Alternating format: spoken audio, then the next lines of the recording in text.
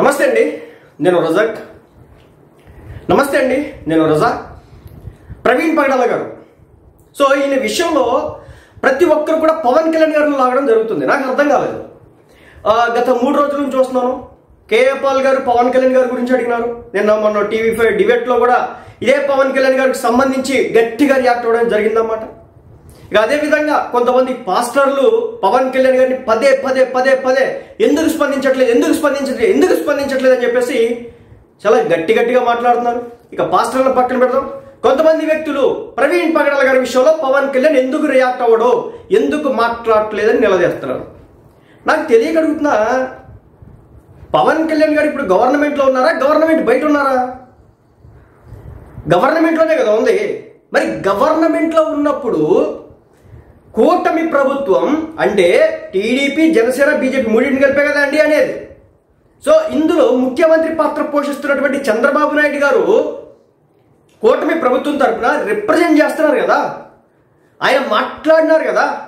ప్రవీణ్ పగడాల గారికి సంబంధించినటువంటి అంశంలో పోలీస్ డిపార్ట్మెంట్ ఎంత చేయాలో ఫ్రీ హ్యాండ్ ఇచ్చినారు.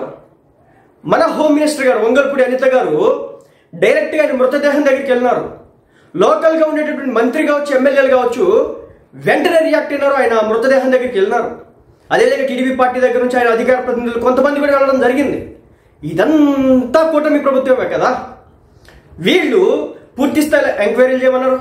పోలీస్ డిపార్ట్మెంట్ 100% పనిచేయడం జరుగుతుంది. ఇంత చేస్తున్నప్పుడు కూడా ఇంకా పవన్ కళ్యాణ్ గారు ఎందుకు బయటకు రావాలి? నాకు అర్థం కాల. మీరు ఇంటెన్షనల్గా పవన్ కళ్యాణ్ వ్యక్తి సాఫ్ట్ టార్గెట్, మీడియాలో సెన్సేషన్ అవుతుంది, జనం చూస్తారు, ఆయన తిడితే ఒక సెన్సేషన్ అని చెప్పేసి టార్గెట్ చేయదలుచుకున్నారు. నాకు అర్థం కాక అడుగుతున్నా.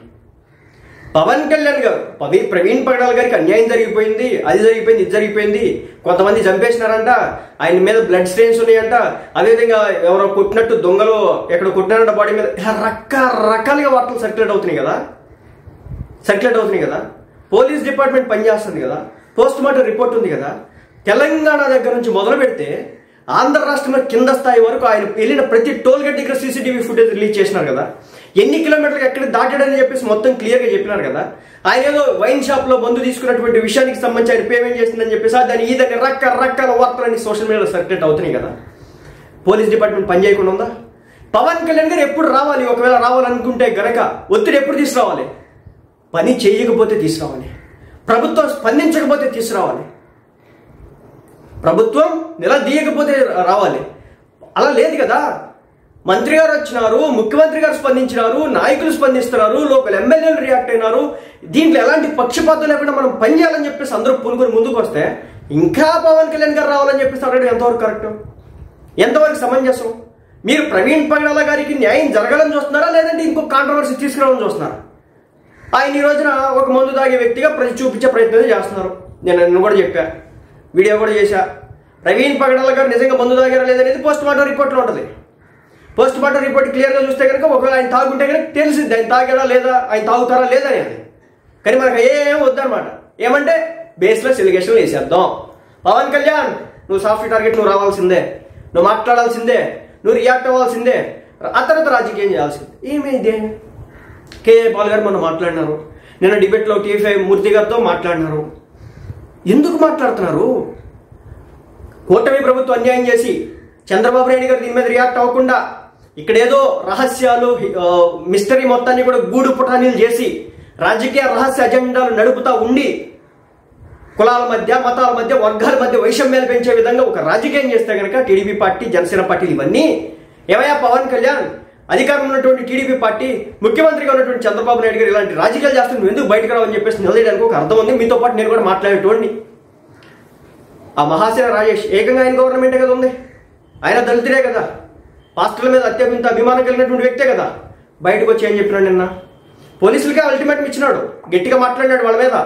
తప్పనిసరిగా దీనికి సంబంధించి నిజాలు బయట పెట్టాల్సింది. ఆ రోజు సాయంత్రం బయట పెట్టినారు కదా. పోలీస్ డిపార్ట్మెంట్ చాలా క్లియర్గా పనిచేస్తుంది. ఇంకా ఆయన మొత్తం మాస్క్ వేసుకుని కూర్చొని ఆ మాస్క్ కూడా కంప్లీట్ ఇంకా పోలీస్ డిపార్ట్మెంట్ దాన్ని కూడా తీయాలంటే ఎలా తీయగలుగుతారు? ఎక్కడ తీయగలుగుతారు? అసలు 100 వర్షన్లు అండి, 100 వర్షన్లు అసలు ఈ కేసుని కంక్లూడ్ చేసే విధంగా అయితే తీసుకెళ్లే విధంగా లేదు. కానీ ఎంతసేపటికి ఎవరన్నా కూడా దీంట్లో తీసుకొచ్చి కాంట్రవర్సీ చేయాలా, రెచ్చగొట్టాలా. మతాల మధ్య రెచ్చగొట్టాలి. మొన్నటిదాకేమో హిందువులు ఏదో అనేసాడు ఆయన, కాబట్టి హిందువులకు సంబంధించినటువంటి వ్యక్తులు ఎవరో చంపేశారని మొన్న. ఆ తర్వాత ముస్లింలకు సంబంధించి ఎవరో ఒక ఆయన ఈయనకి మధ్య ఫైట్ జరిగింది, సో ఆయన ఏదో చంపేస్తానట అందుకు చంపేశాడని చెప్పేసి వీళ్ళు. ఇంకొక వర్గం ఏంటంటే సొంత మతానికి సంబంధించినటువంటి వ్యక్తి పైకి ఎదగడం నచ్చలేక ఇష్టం లేక ఇంకేదో జరిగిందని ఇంకొకళ్ళు. ఇంకొక వర్షం వచ్చేప్పటికి ఏంటంటే ఈయన రైతుల పాటు వెళ్తా ఉన్నాడు, సో హెడ్ లైట్ పోయింది, బ్లంకర్ వేసుకుంటూ వెళ్ళాడు, మందు తాగినాడు, మద్యం సేవించినాడు, వెళ్ళి డివైడర్ను కొట్టినాడు, అవతల పడినాడు. ఇలా వీటన్నిటి మధ్య ఇలా రకరకాల ఎజంప్షన్స్ రకరకాల కాంట్రవర్సీలు జరుగుతూ ఉంటే మధ్యలో మనకు పవన్ కళ్యాణ్ కావాలా, జనసేన పార్టీ రావాలా, వాళ్ళు వచ్చి రచ్చ చేయాలా. ఇదేం రాజకీయం?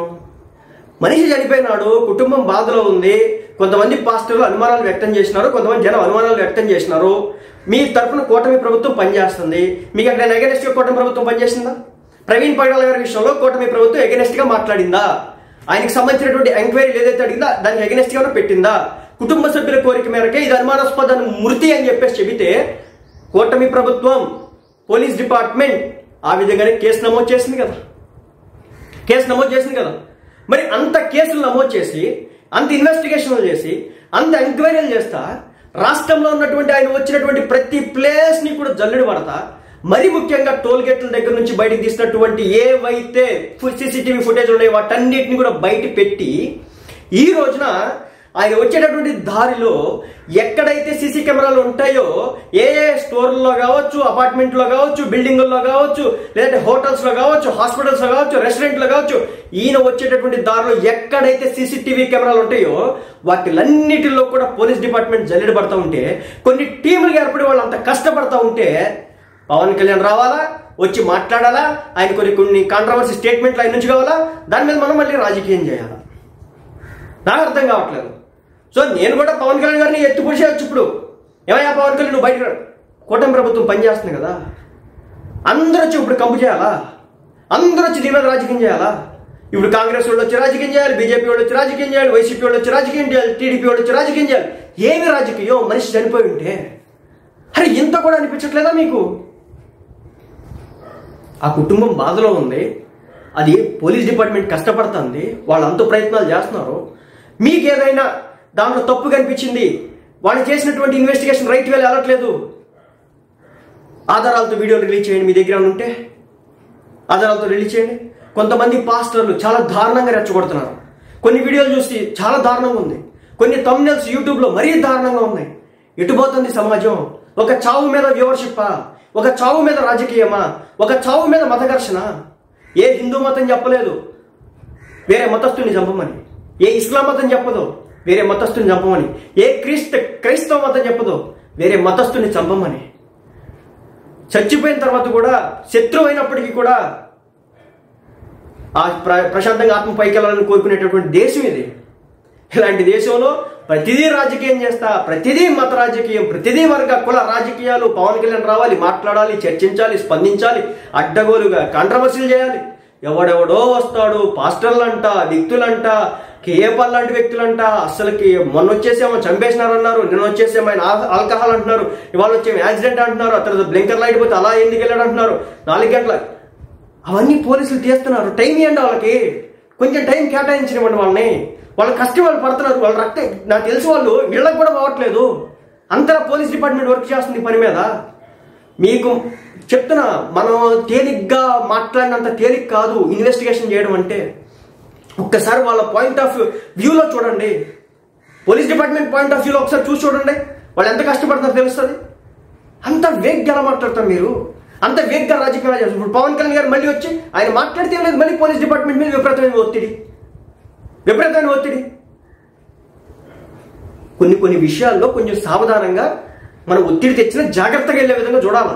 కాదు దొరికినాడు వేసుకుందాం, ఇది కరెక్ట్ కాదు. సో అర్థం చేసుకోండి, కొన్ని విషయాల్లో ఎంత దాకా మాట్లాడాలో అంతవరకే ఉండాలి, మరి ముఖ్యంగా సమాజంలో. అట్టి రిలీజియస్గా అందరం కలిసి ఉండాలి, కొట్టుకొని సావకూడదు. అర్థం చేసుకోండి.